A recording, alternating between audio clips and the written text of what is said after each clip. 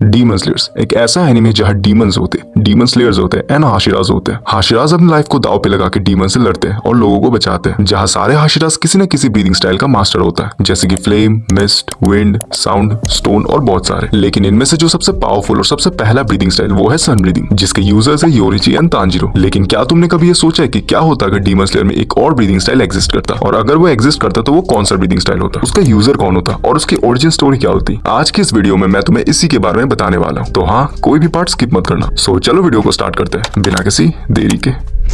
So let's just say अगर demon slayer में कोई नया ब्रीदिंग स्टाइल एग्जिस्ट करता तो वो होता शैडो ब्रीदिंग। एक ऐसा ब्रीदिंग स्टाइल जिसमें यूजर डार्कनेस का यूज करता डीमंस के खिलाफ, वही डार्कनेस जो डीमंस का दोस्त है। एंड अगर सच में कोई उन्हीं के डार्कनेस को उन्हीं के खिलाफ यूज करता तो वो देखने लायक होता। तो कहानी शुरू होती है और हमें एक छोटा सा गाँव दिखाया जाता है जिसका नाम होता है सुकीगिरी विलेज। ये गाँव एक बहुत ही गहरा जंगल में बसा हुआ था जिसे लोग यामी नो मोरी यानी कि फॉरेस्ट ऑफ डार्कनेस कहते थे। और इसीलिए इस गाँव के लोगों को बाहर की दुनिया के बारे में कुछ भी नहीं पता था, ना ही डीमंस के बारे में और ना ही डीमन स्लेयर्स के बारे में। इस गाँव की एक खास बात थी, यहाँ धूप कम ही पड़ती थी और रात हमेशा ज्यादा लंबी लगती थी। ये गांव दुनिया की नजरों से काफी दूर था, जैसे किसी ने इसे हमेशा के लिए छुपा दिया। और जब भी चांद उस गांव के ऊपर आता तो बादलों की एक लंबी पतली शेप वाली दरार उसे बीच से काट देती, जैसे कोई अंधेरा तलवार से चांद को दो टुकड़ों में बांट रहा हो। उस गांव के लोग कहते थे चांद की रोशनी हम तक पूरी नहीं पहुंचती, हम हमेशा अंधेरे में रहते हैं। और ये बात कहीं ना कहीं सच भी थी। यामी नो मोरी कोई आम जंगल नहीं था, पेड़ लकड़ी से ज्यादा पत्थर जैसे लगते थे, हवा बहुत कम चलती थी, जैसे जंगल अपने अंदर सांस रोक के बैठा हो। दिन में भी रोशनी 30% ही होती थी। जो लोग पहली बार यहाँ आते थे वो डरते थे कि शायद रात हो गई। और सबसे खास बात, यामी नो मोरी में हर वक्त एक हल्की सी धुंध बनी रहती थी, ऐसी धुंध जिसमें आदमी का एक कदम पीछे जाते ही गायब हो जाता था। वहाँ के लोग कहते हैं इस जंगल में पेड़ से ज्यादा परछाइयां जिंदा है। और कहीं ना कहीं शैडो वॉरियर का अवेकन होने के पीछे ये भी एक रीजन होगा। नॉर्मल गाँव में अंधेरा रात का एक हिस्सा होता है, लेकिन सुकीगिरी गाँव में अंधेरा एक जीवित एंटिटी जैसा लगता था। परछाइयों का शेप कभी कभी मोटा,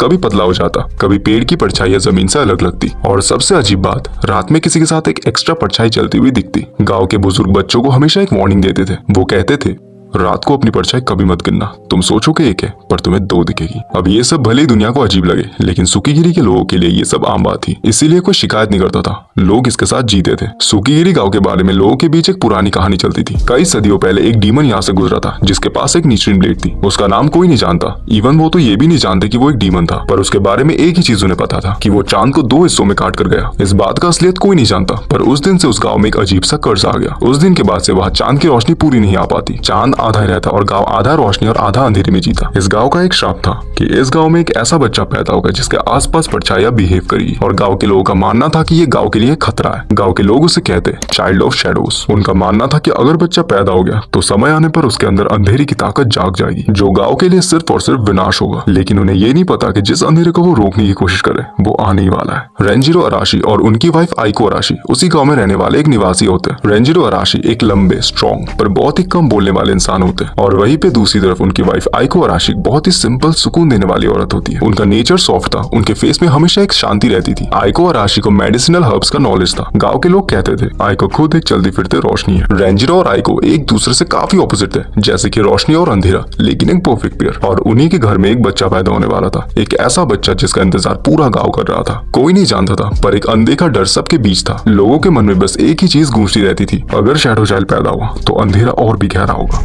रात का वक्त था और तेज बारिश हो रही थी, हवा पेड़ों को हिला रही थी और चांद आधा छुपा हुआ था। वहीं पे रेंजिरो चिंता में घर के अंदर घूम रहा था। आइको अराशी अपने बेड पर थी दर्द में, क्योंकि उनका बच्चा उस दिन दुनिया में अपनी पहली सांस लेने वाला होता है। पड़ोस की एक बुजुर्ग औरत डिलीवरी में मदद कर रही थी और उस वक्त ऐसा लग रहा था जैसे गाँव पूरी रात जाग रहा हो। आइको दर्द से चीखने लगी। बच्चे के रूप में उसकी पहली आवाज बड़ी अजीब थी। उसके वॉइस में कम वॉल्यूम पर एक एको जैसा फील था। उस बुजुर्ग औरत ने बच्चे को देखकर अपना हाथ रोक लिया और ये देखकर रेंजिरो ने पूछा क्या हुआ। उस बुजुर्ग औरत ने धीरे से कहा उसकी आंखों के इर्द गिर्द एक काली रिंग है। और तभी एक अजीब चीज हुई, घर के कोने में एक परछाई थी जो अचानक से हिलने लगी। रेंजिरो ने इतना बड़ा शॉक पहली बार फील किया। आइको ने अपने बेटे को गले लगाया जैसे कि वो उसका डर मिटा रही हो। आइको कहती है इसका नाम होगा कुरो अराशी, क्योंकि अंधेरे में भी रोशनी ढूंढ लेगा। रेंजिरो चुप रहा, लेकिन उसके दिल में एक ही थॉट चल रहा था, क्या मेरा बेटा वो शैडो चाइल्ड है। फिर थोड़ी देर बाद बारिश और ज्यादा तेज हो गई। चांद की रोशनी खिड़की से अंदर आ रही थी और कुरो की परछाई काफी लंबे शेप में फ्लोर में फैलने लगी। आइको ने हल्की मुस्कुराहट से कहा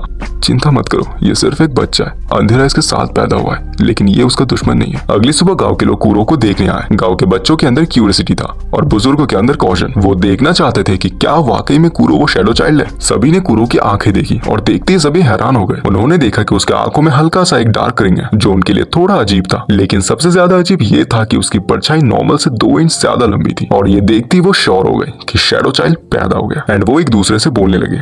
गांव में अंधेरा और बढ़ेगा, शायद कोई बड़ी घटना होने वाली है। लेकिन आइको उन्हें डांटती और कहती है बच्चा है, उसे श्राप मत बनाओ। लेकिन वहीं पे रेंजरो ने कुछ नहीं बोला, पर उसने एक चीज नोटिस की, बच्चे की परछाई हल्की सी मूव हो रही थी, जैसे कोई इनविजिबल हिस्सा उसे डिसबैलेंस कर रहा हो। फिर वक्त बीतता गया और कुरो बड़ा होता गया और उसके अंदर की वो अंधेरी की ताकत धीरे धीरे जग रही थी। पर एक चीज कांस्टेंट रही, परछाई उसके आसपास बिहेव करती थी। कभी उसकी परछाई वापस आती हुई स्लो थी, कभी उसका आउटलाइन फेड होता और कभी कभी ग्राउंड की शैडो उसके पैरों को छूकर रुक जाती। एक बार एक गांव की औरत ने रेंजरो से पूछा, तुम्हारा बेटा ठीक तो होगा?